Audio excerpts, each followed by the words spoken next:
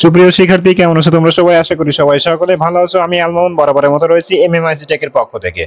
তোমাদের নতুন কারিকুলামের প্রত্যেকটা ভিডিও আমাদের চ্যানেল থেকে প্রকাশিত হয়। তো সবাই খেয়াল করো, এখানে প্লেলিস্ট আকারে তোমাদের 6, 7, 8, 9, 10 প্রত্যেকটা ক্লাসের এই ভিডিও সাজানো আছে। তোমাদের পছন্দ অনুযায়ী ভিডিও তোমরা এখান থেকে সংগ্রহ করতে পারো। এছাড়াও তোমরা প্রত্যেকটা ভিডিওর ডেসক্রিপশন বক্সে লিংক দেওয়া থাকবে, সেখান থেকে তোমরা সেই ভিডিওগুলো সংগ্রহ করতে পারো। তো যারা আমার চ্যানেলে নতুন তারা অবশ্যই চ্যানেলটাকে সাবস্ক্রাইব করবে এবং পাশে থাকা বেল আইকনটি বাজিয়ে দিবা। সুপ্রিয় শিক্ষার্থী, ষষ্ঠ শ্রেণী হিন্দু ধর্ম শিক্ষা, দেখো আজকে আমরা 36 নম্বর পৃষ্ঠা সমাধান করব। তো দেখো এখানে বলা হয়েছে, এবার বাম পাশের বাক্যাংশের সাথে ডান পাশের বাক্যাংশ যোগ করে পূর্ণ বাক্য তৈরি করে। অর্থাৎ যোগ করতে কিভাবে যোগ করতে, এটার সাথে এটা, এটার সাথে এটা, এটার সাথে এটা, এইভাবে জাস্ট তোমাকে যোগ করতে হবে। যোগ করে তোমাকে এখানে দেখা থেকে পূর্ণ বাক্য তৈরি করতে হবে।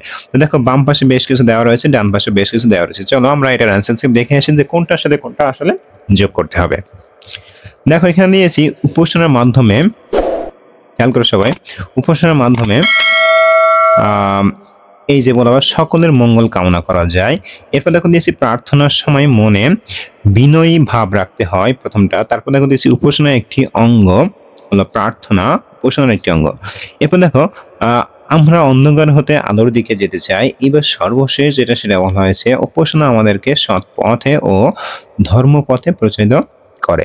তাহলে সুপ্রিয় শিক্ষার্থী, আশা করি তোমাদের আজকের যে টপিকটা ছিল 36 নম্বর পৃষ্ঠায় মিলকরণ, এটা তোমরা খুব সুন্দরভাবে বুঝতে পেরেছো। এরকম প্রত্যেকটা কাজের সমাধান পেতে হলে আমাদের সঙ্গে তোমাদের থাকতে হবে, চ্যানেলটা সাবস্ক্রাইব করতে হবে, বেল আইকনটি বাজিয়ে দিবে এবং আমাদের একটা কমেন্ট করবে, একটা শেয়ার করবে, তোমাদের অন্যান্য বন্ধুগুলো যেন দেখতে পারে।